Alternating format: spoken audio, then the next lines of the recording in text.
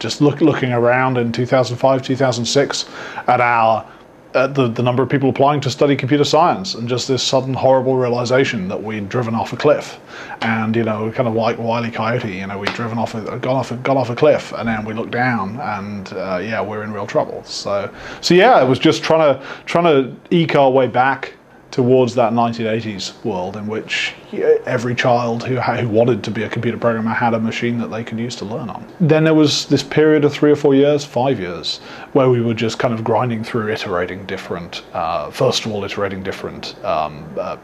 architecture choices, different vendors. So we started off with something that actually looked a lot like an Arduino. Turns out you can take one of those, we wanted it to be a real computer, we wanted it to be a computer with a user interface, and it turns out you can take those microcontrollers that are in the Arduino, and you can make them generate a video signal. If you clock them hard enough and you write the right software for them, you can make them generate a component video, a standard definition component video signal.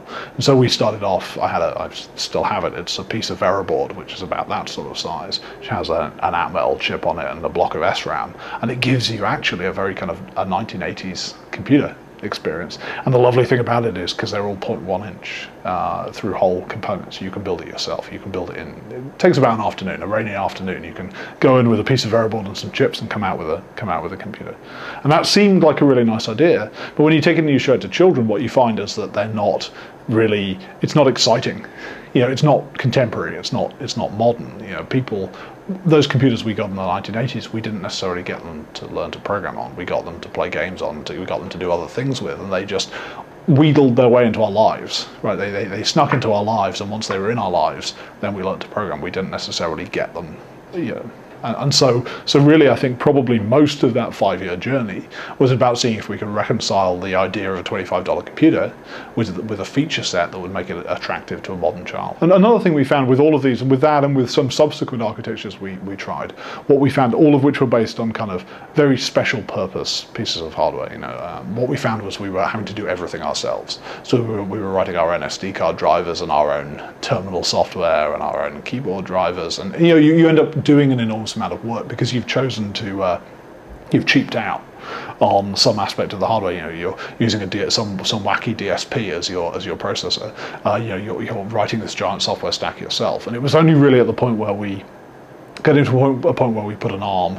We were lucky enough. So my day job for most of that period has been working for a company called Broadcom, who are a big fabulous semiconductor company. We make chips for communications. Pretty much every communications application has a Broadcom chip, we were looking at a range. We took the Raspberry Pi concept through a series of Broadcom chips, seeing whether we could get something compelling, and we were very lucky that towards the end of that period, one of these chips ended up with an ARM in it, and so we made that leap from this special purpose world with us doing all the work into a very general purpose world where really what we're making is an ARM Linux box. And so we're a not-for-profit. Our funding came from a couple of us throwing money in a hat. Quite a lot of money in a hat, but it was quite a big hat. But it was that seemed appropriate. But the thing that was really surprising to us after we announced in 2011, after it kind of almost leaked out, it was just a kind of a slip of the tongue. We didn't suddenly we were surprised by the level of interest.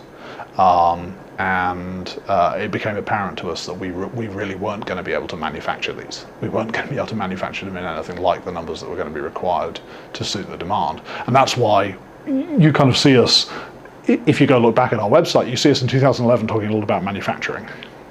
And then towards the end of 2011, start of 2012, our entire business changes. So we become a licensing company. So what we are now is this very capital light licensing company. We design this, we work on the brand, we work on the software, we work on the hardware, but all of the manufacturing and the capital provision and the logistics, they're all provided for us by our partners. And we have a couple of partners, RS Components and Premier Farnell, who are kind of multi-billion-dollar electronic component distributors, and that's really the thing that's let us go to scale. The really wonderful thing is that we were able, in terms of who does the manufacturing, like everyone else, they don't manufacture. They commission manufacturing from a third party, from a CEM. The wonderful thing for us was that last year we were able to move our manufacturing back. So we started building like everyone else. When you say, I'm going to build something cheap, where am I going to build it? I'm going to build it in China. And over the course of the last year, we've steadily reshored manufacturing of these things to a point where now 100% of these are being built in South Wales. Right? So they're being built in the UK. So that level of support, having these kind of big UK PLCs on site, has given us the kind of level of volume and the level of support that we've needed in order to really make that happen. What is really on this little middle chip? But that's like a whole, that's pretty much it, right? That's pretty much it. And really you can see the Raspberry Pi almost as being a breakout board for that chip. So this chip's called BCM2835. It was designed here in Cambridge. It was designed by the team that I'm a member of, just about 2 miles away from here.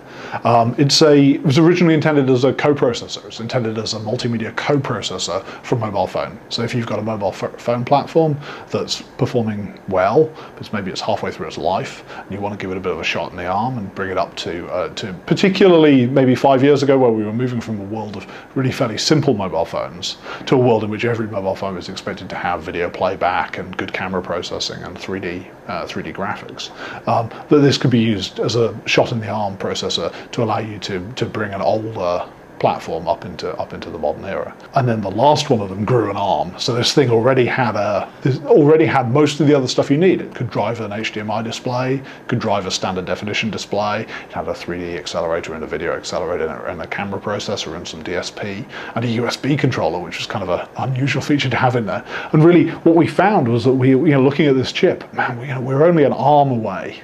We're only an ARM core away from this being a computer, a single chip computer. So we were lucky enough to be able to get an ARM core into the last stepping of 2835, the final production step, grew an ARM 11. And that's what allows us to run Linux.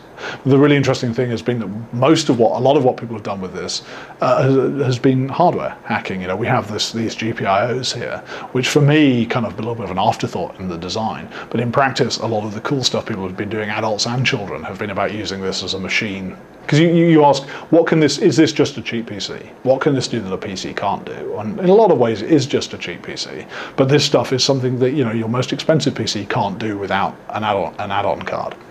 And so people have been taking these, they've been putting them in boats, and they've been putting them in planes, and they've been putting them under balloons and sending them up to the edge of space, and they've been using them to automate their homes.